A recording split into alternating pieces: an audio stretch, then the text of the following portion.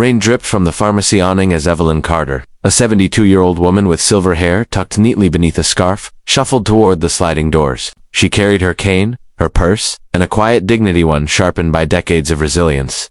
Inside, she placed a bottle of heart medication on the counter and offered a warm smile to the young cashier. Just this today, sweetheart. But when she reached into her purse, her face fell. Her wallet wasn't there. She checked again. Then again, her hands trembled. I must have left it in the car, she whispered. Behind her, a line began to form. A man sighed loudly. A woman muttered something impatient. Evelyn stepped aside, flustered and embarrassed. I'll just run and get it, she assured the cashier. But before she could move, blue and red lights flickered through the windows. A police cruiser slid into the parking lot. Then the doors swung open, and Officer Blake marched inside, a young cop with rigid shoulders, and an authority complex big enough to fill the aisle. He scanned the store, eyes locking onto the small cluster of people near the counter. What's the problem here? He barked. The cashier hesitated. Sir, it's nothing serious. This lady just forgot her. Blake held up a hand. I'll handle it. He turned to Evelyn, looking her up and down with a smirk. What's going on? Evelyn straightened her posture, trying not to show her frustration. I simply forgot my wallet.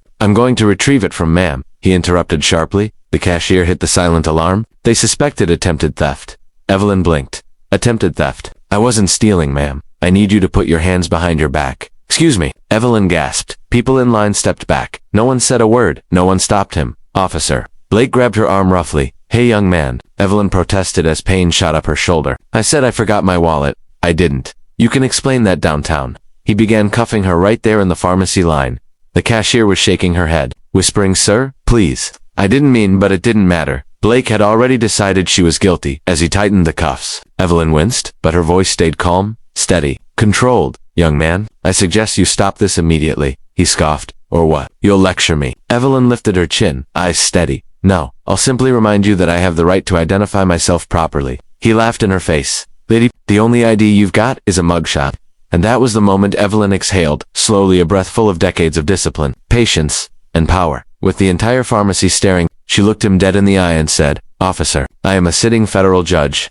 The room fell silent. Blake froze mid-motion, the cuff dangling from her wrist. W.H. What? He stuttered. Evelyn's tone was gentle, almost pitying. You heard me? Judge Evelyn Carter of the United States District Court. People in line gasped. The cashier dropped the scanner.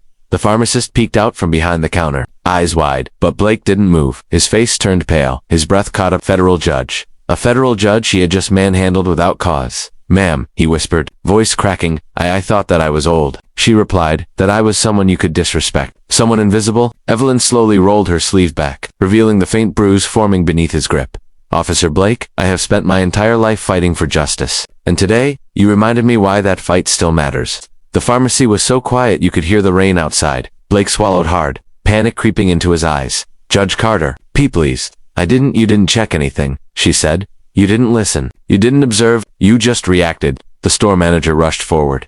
Your Honor, I am so sorry, please. Anything you need. Evelyn raised a hand. She didn't need apologies. She needed accountability. Officer Blake, she said firmly, I am giving you one opportunity to step outside and call your supervisor. Right now? Blake nearly tripped over himself racing toward the door. Seconds later, 2 more patrol cars pulled up, followed by a black SUV belonging to internal affairs, supervisors, lieutenants, oversight officers, all summoned by the word of a single woman he underestimated, stood there trembling as Judge Carter walked out of the pharmacy without haste, without fear, and with every ounce of dignity he had tried to strip from her. A commanding officer approached her. Your Honor, how would you like to proceed? Evelyn looked at Blake shaken, ashamed, barely holding himself together. She thought of all the people he had probably treated the same way. She thought of the countless citizens who couldn't simply say I'm a federal judge. She clasped her hands. Full investigation, she said quietly, for him, and for whoever trained him to believe this behavior is acceptable. Yes, Your Honor. And make sure the cashier is safe, she added,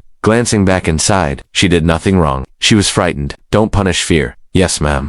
Blake's voice cracked as he spoke. Your Honor, please. I never meant to disrespect you. Evelyn stepped closer. You didn't disrespect me, she said. You disrespected the badge you wear, the oath you swore, and every citizen who trusts you to protect them. A single tear slid down his face. Evelyn turned away. She didn't need revenge. She needed change. And today, change would begin with him. As she walked to her car, the gathering crowd parted as if watching a queen pass by. Not because of her title, but because of her strength. Before getting in, she paused, looking back at the pharmacy, the place where humiliation had tried to break her.